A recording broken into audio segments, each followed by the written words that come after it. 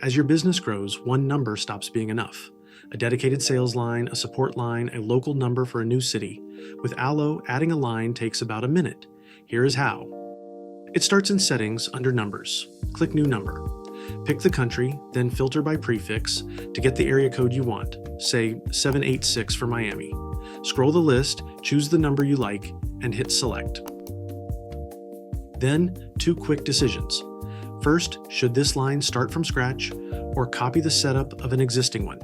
Hours, routing, voicemail, everything carries over if you want it to. Second, who gets access? Admins are already in.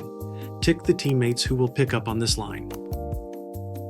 Confirm, and that's the whole purchase. An extra US number is $5 a month. Your new line lands in your list, active right away, and it works like any other number, its own hours, its own routing, its own menu. And that's it. Now you know how to add numbers to Allo.